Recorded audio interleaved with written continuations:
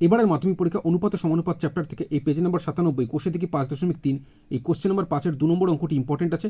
এবার এই অনুপাত সমানুপাতের অঙ্ক তোমাদের মাধ্যমিক পরীক্ষার অঙ্ক কোশ্চেন নম্বর 8-এ দেখতে পাবে। দুটো প্রশ্ন থাকবে, দুটো প্রশ্নের মধ্যে একটাই প্রশ্নের উত্তর দিতে হবে, সঠিক করতে পারলে তোমরা 3 নম্বর পাবে, ঠিক আছে। তো এই অঙ্কটি ছাড়াও এই চ্যাপ্টার থেকে আরও কিছু অঙ্ক ইম্পর্টেন্ট আছে, যেগুলি আমি আগের কিছু ভিডিওতে বুঝিয়ে দিয়েছিলাম। যারা দেখোনি তোমরা দেখে নেবে। আপাতত এই ভিডিওর মাধ্যমে এই অঙ্কটি তোমাদের আমি বুঝিয়ে দিচ্ছি।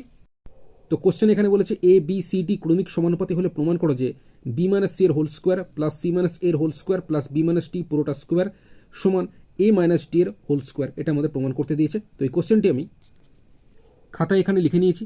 আচ্ছা, এখানে এ বি সি ডি ক্রমিক সমানুপাতি মানে এটাকে আমরা লিখতে পারি এ বাই বি সমান বি বাই সি সমান সি বাই ডি। এবার এটা সমান তোমরা কে ধরে অঙ্কটা করতে পারো, তাহলেও তোমরা বামপক্ষ সমান ডান পক্ষ প্রমাণ করতে পারবে। অথবা আমি এখানে কে ছাড়াও যদি অঙ্কটা করি তাহলে এটা সমান এটা প্রমাণ করতে পারবো। তো আমি কে ছাড়া অঙ্কটা করাচ্ছি, ঠিক আছে, মানে কে না ধরে অঙ্কটি করাচ্ছি, ঠিক আছে। তো শুরু করলাম। আচ্ছা, এখানে এ বাই বি সমান বি বাই সি সমান সি বাই ডি তো আমি লিখেছি। এখান থেকে আমি এখানে লিখতে পারি এ বাই বি সমান এই বি বাই সি। এর ফলে এখানে দেখো আমি যদি এখানটাকে লিখতে পারি এর সাথে সি কোনাকুনি গুণ করলে তো এসি হচ্ছে সমান এখানে বিবি গুণ করলে বি স্কোয়ার, ঠিক আছে। আচ্ছা, এবার দেখো বি বাই সি সমান সি বাই ডি আমি লিখতে পারি। আচ্ছা, তাহলে এদিকটা দেখো এখানে বি এর সাথে ডি কোনাকুনি গুণ করলে বিডি হচ্ছে সমান এখানে সিসি গুণ করলে সি স্কোয়ার হচ্ছে, ঠিক আছে।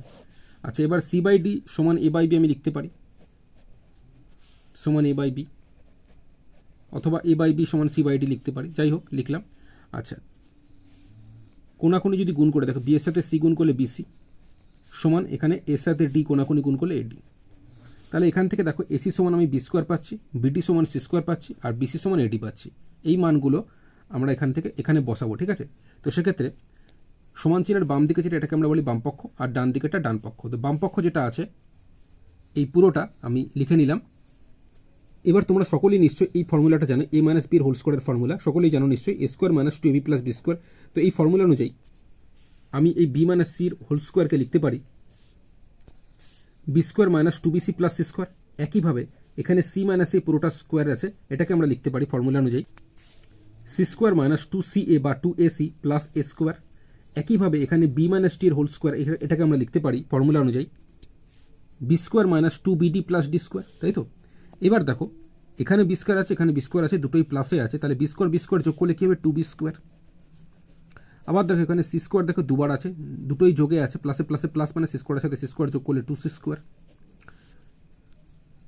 এ স্কোয়ার দেখো একটাই আছে, ডি স্কোয়ারও একটাই আছে। তো স্কোয়ারগুলোকে আমি প্রথমে এরকম আলাদা করে লিখে নিলাম।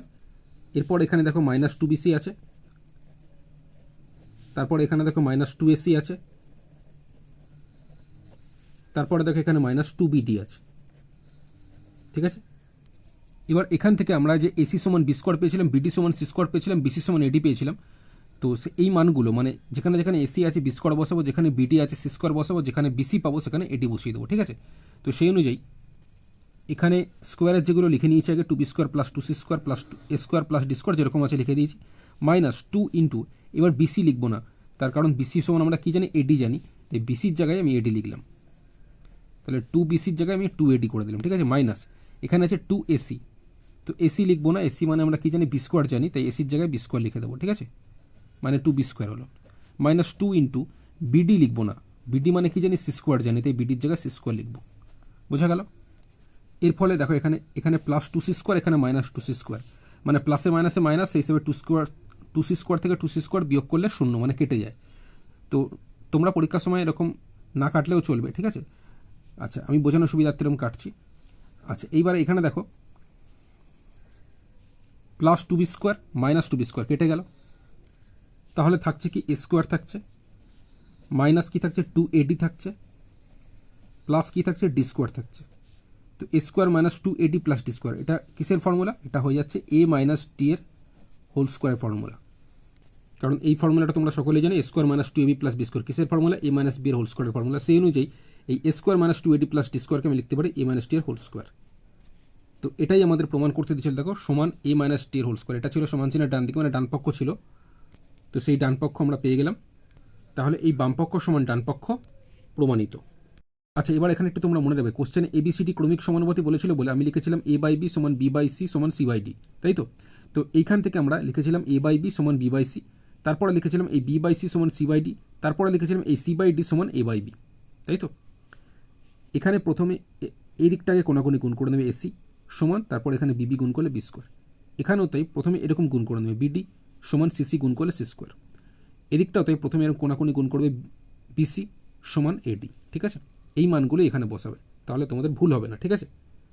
কে ধরে করলে অঙ্কটা একটু বড় হবে, এইভাবে করলে অঙ্কটা অনেক ছোট হয়ে যাবে, সেই কারণে এইভাবে করালাম, ঠিক আছে?